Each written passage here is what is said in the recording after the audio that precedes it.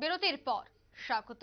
ইতিমধ্যেই বিভিন্ন বিষয়কে কেন্দ্র করে বিরোধীরা যেভাবে মাঠে ময়দানে ঝাঁপিয়ে পড়েছে, তৎসঙ্গে শাসক দল বিজেপিও তাদের প্রচার অভিযান জারি রাখছে। তারই মধ্যে একটা প্রশ্ন অবশ্যই উঠছে, প্রতিমা ভৌমিকের অবস্থান কোথায়? ইতিমধ্যেই রাজ্যসভার সাংসদ বিপ্লব কুমার দেব তিনি এবার লোকসভা আসন অর্থাৎ পশ্চিম লোকসভা আসনে বিজেপির টিকিটে লড়াই করছেন। তবে তিনি কি লোকসভা সাংসদ পদ থেকে ইস্তফা দেবেন?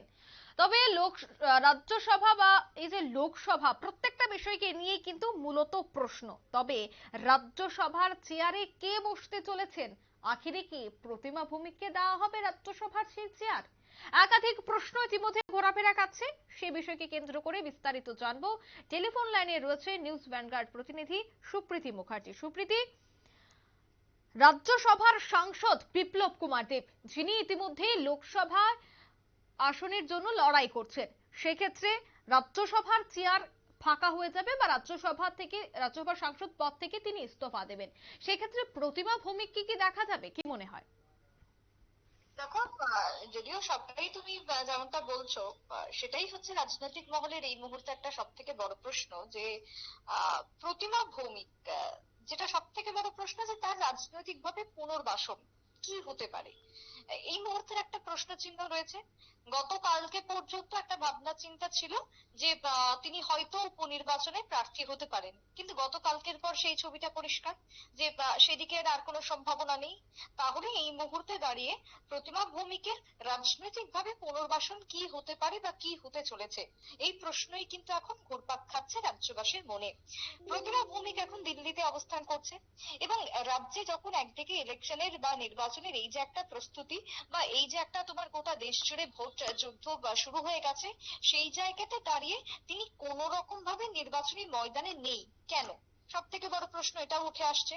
সেই জায়গাতে যদিও তার অনুগামীরা জানিয়েছেন যে তিনি শারীরিকভাবে সুস্থ নন, তাই জন্য তিনি নির্বাচনী প্রচারে এই মুহূর্তে থাকছেন না, তিনি একটু সময় নিচ্ছেন নিজের ভাবে ব্যক্তিগতভাবে।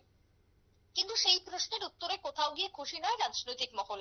তারা বারবারই দাবি করছে যে রাজনৈতিকভাবে প্রতিমা ভৌমিকের পুনর্বাসন কি হতে পারে। দেখো, রাজ্যসভার সাংসদ বিপ্লব কুমার দেব এবার তিনি পশ্চিম লোকসভা আসনে দাঁড়িয়েছেন প্রার্থী হয়ে। তিনি যদি জয়লাভ করেন, তিনি যদি জেতেন, তাহলে স্বাভাবিকভাবে তার যে রাজ্যসভার সাংসদের পদ রয়েছে সেখান থেকে তাকে পদত্যাগ করতে হবে। কারণ একভাবে এক ব্যক্তি কোনোভাবেই দুটি পদে থাকতে পারেন না, এক দেশে যে নিয়ম রয়েছে সেই অনুযায়ী তিনি যদি লোকসভার সাংসদ নির্বাচিত হন, তাহলে রাজ্যসভার সাংসদ থেকে পদত্যাগ করার পর খুব স্বাভাবিকভাবে ওই আসনটি রাজ্যের বুকে রাজ্যসভার ওই সাংসদের পদটা শূন্য হয়ে থাকবে, যেখানে রাজ্যের একটি মাত্র পদ রয়েছে। সেই জায়গাকে তাহলে কি প্রতিমা ভৌমিককে দেওয়া হবে? এই নিয়ে একটা প্রশ্ন, এই নিয়ে একটা জল্পনা কিন্তু ইতিমধ্যে রাজনৈতিক মহলে ঘুরপাক খাচ্ছে। দেখো, এবার আজকে ঠিক সন্ধে নাগাদ ইলেকশন কমিটির বৈঠক রয়েছে দিল্লিতে, এবং সেই ইলেকশন কমিটির বৈঠকে কিন্তু আরো বেশ কিছু সিদ্ধান্ত হবে। যদিও বিজেপির দেখো এখনো পর্যন্ত চতুর্থ তালিকা প্রকাশ করা হয়েছে, আরো বেশ কিছু তালিকা প্রকাশ হতেও পারে, যে সম্ভাবনা কিন্তু উড়িয়ে দেওয়া যাচ্ছে না। সেক্ষেত্রেও তালিকাতে প্রতিমা ভৌমিকের নাম দেখা যাবে কিনা সেটাও একটা প্রশ্ন, কিন্তু সেই সম্ভাবনা খুবই ক্ষীণ, যেটা দাবি করছে রাজনৈতিক মহল। কিন্তু তাহলে রাজ্যসভাতে একমাত্র প্রতিমা ভৌমিককে যদি পদ দেওয়া হয় রাজ্যসভা সাংসদ হিসাবে, তাহলেই হবে রাজনৈতিক ভাবে তার পুনর্বাসন।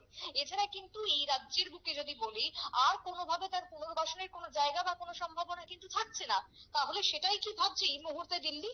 যদিও বারবার যেটা বলার, দিল্লিতে কিন্তু এই মুহূর্তে চলছে বৈঠক বিশেষ করে শীর্ষ নেতৃত্বদের, এবং বিকেল হলেই কিন্তু আজকের একটি বিশেষ বৈঠক রয়েছে নির্বাচন কমিটির। সেই নির্বাচন কমিটির বৈঠকে রাজ্যসভার সাংসদ পদের জন্য আদৌ তাহলে প্রতিমা ভৌমিকের নাম বাছা হচ্ছে কিনা সেটাই কিন্তু এখন দেখার।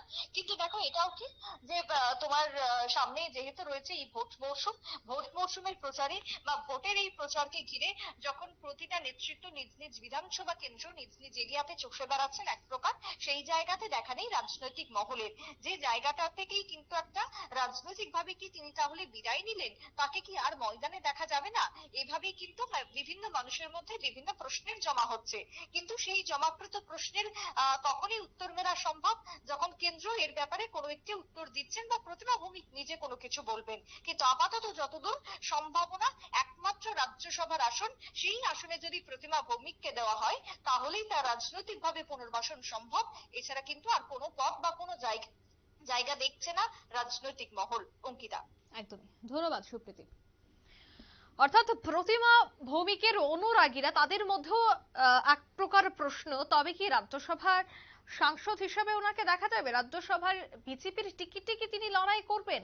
একাধিক প্রশ্ন জন্মাচ্ছে। যাই হোক, ইতিমধ্যে যেহেতু রাজ্যে লোকসভা নির্বাচন চলছে, তাই লোকসভা নির্বাচনকে কেন্দ্র করে কেন্দ্রীয় নেতৃত্ব এবং রাজ্যের বিজেপি নেতৃত্ব তারা ব্যস্ত রয়েছে, কিন্তু প্রতিমা ভৌমিকের আগামী অবস্থান কোথায় সেটাও হচ্ছে একটা প্রশ্ন।